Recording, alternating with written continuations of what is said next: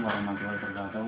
Saya dari mahasiswa UNES Universitas Negeri Semarang, jurusan Ilmu Keolahragaan, ingin berbagi sedikit ilmu pengetahuan dalam rangka pemenuhan tugas histologi pada kuliah histologi jaringan darah.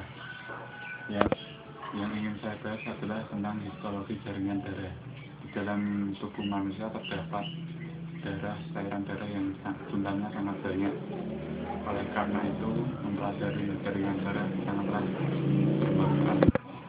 Darah berfungsi sebagai pengangkut oksigen ke dalam sel jaringan tubuh manusia. Selain sebagai pengangkut oksigen, darah juga berfungsi sebagai pengangkut karbon dioksida dan sebagai sistem antibodi bagi tubuh. Di dalam darah manusia terdapat darah yang berwarna gelap, ada pula yang darah berwarna terang. Darah yang berwarna terang berarti mengandung kaya oksigen, sedangkan darah yang berwarna gelap mengandung karbon dioksida. Dan selanjutnya saya akan menjelaskan tentang sebuah gambar dari jaringan darah. Selanjutnya akan saya ambilkan sebuah gambar. Ini adalah gambar jaringan darah yang terdapat pada manusia. Coba perhatikan dengan baik-baik, amatilah dengan seksama. Selanjutnya saya akan menjelaskan tentang gambar dari ini, tentang jaringan darah, yaitu terdiri dari blood vessel atau pembuluh darah yang terdapat di jaringan tubuh manusia sangat banyak. Kemudian ada ini yang agak dalam, tunica intima, lapisan pembuluh darah yang paling dalam, dan selanjutnya tunica media adalah lapisan pembuluh darah bagian tengah, dan lapisan terluar dari pembuluh darah yaitu tunica adventia. Selanjutnya saya akan menjelaskan tentang sel darah merah. Ini adalah sel darah merah. Dalam tubuh manusia terdapat banyak sekali. Di dalam tubuh manusia terdapat sel darah merah ini dalam jumlah 99%. Ciri-ciri dari sel darah merah ini tidak memiliki inti sel dan serta mengandung Hb untuk mengedarkan oksigen dan berperan dalam pemersatuan golongan darah dan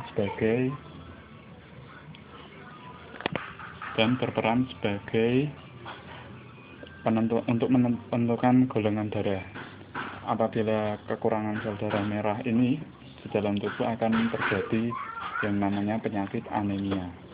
Dan selanjutnya saya akan menjelaskan mengenai sel darah putih atau leukosit yang di dalam tubuh ini terdapat 0,2% dan bertanggung jawab terhadap sistem imun tubuh dan bertugas untuk memusnahkan benda-benda yang dianggap berbahaya. Selanjutnya, leukosit memiliki bentuk yang tidak tetap. Ini bisa dilihat bila orang yang kekurangan leukosit atau sel darah putih akan dinamakan leukopenia. Sebaliknya orang yang kelebihan disebut leukemia. Dan selanjutnya saya ingin menjelaskan tentang ini adalah platelet ini atau keping darah. Di dalam tubuh manusia terdapat sekitar 0,6 sampai 1 gram trombosit. Trombosit ini berperan dalam atau bertanggung jawab dalam proses pembekuan darah. Ini sangat berperan dalam proses pembekuan darah.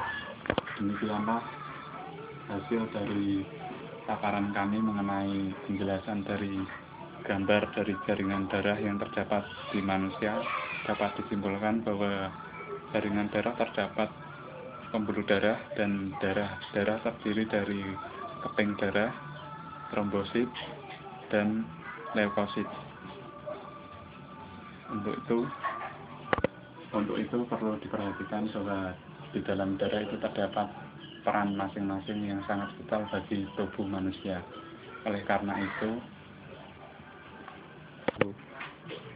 itu perlu diperhatikan bahwa tadi adalah fungsi dari darah sendiri terlalu banyak fungsi dari darah merah, darah putih, dan keping darah yang sangat vital. Oleh karena itu perlu diperhatikan dan dipelajari fungsinya masing-masing.